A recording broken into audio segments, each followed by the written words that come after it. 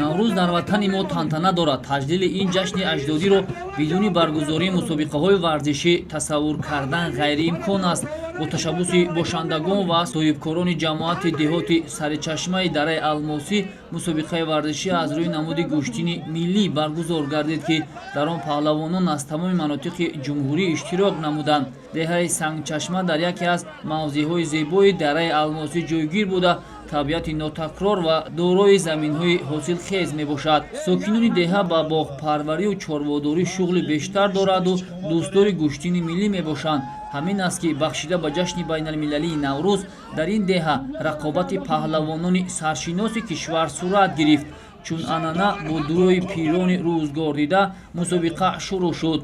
нахуст кӯдакону наврасон ба майдон баромада нерӯсанҷӣ карданд. ин гувоҳи он аст ки насли нав низ ба гӯштин таваҷҷӯҳ доранду дар оянда аз миёни онҳо паҳлавонони қавитан ба камол мерасанд. дар ин мусобиқа Меҳрона ном духтарак аз шаҳри Душанбе бо ҳунарнамоии худ ба ҷараёни қуввозмоиҳо ҷилои дигар зам намуд ва ӯ бар 5 тан аз ҳарифони худ ғолиб омад. баъд аз рақобати наврасону ҷавонон навбат ба паҳлавонони номии мамлакат расид. дар ин майдон тамоми чеҳраҳои саршиноси гӯштингириро дидан мумкин буд.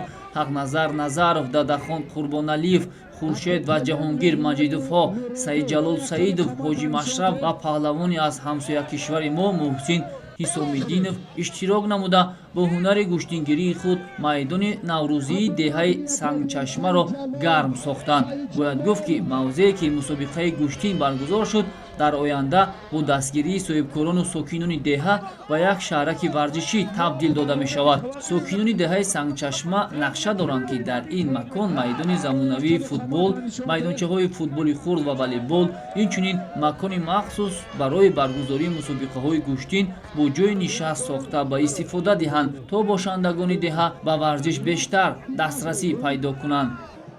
имрӯз дар ин гӯштингирии деҳа ки тамоми паҳлавонҳо аз тамоми ҷумҳурӣ омаданд, рақобати аксарияти паҳлавонон аз он ҷумла ҳақназари истиқоматкунандаи ноҳияи Ҳисор хеле мавриди аҳсану таърифа. инчунин дар ин мусобиқа аз ҷумҳурии ҳамсояи мо Ӯзбекистон низ паҳлавон омада, имрӯз омада қуввозмоӣ доранд. ин дӯстии байни мардуми тоҷику ӯзбекро нишон медиҳад.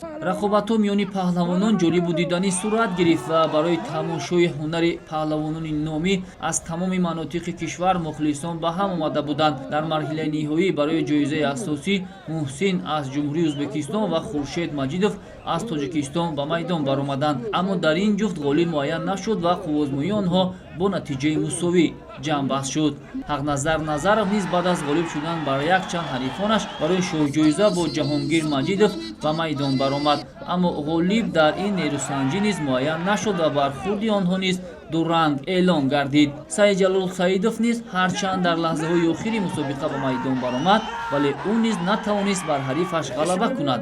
дар ниҳоят Ҳақназар Назаров барои чоҳҷоиза маротибаи дуюм бо паҳлавон аз ноҳияи Абдураҳмони Ҷомӣ бо номи Абдуқаҳҳор мубориза бурд ва ба ғалаба даст ёфту соҳиби шоҳҷоизаи асосии мусобиқа гардид.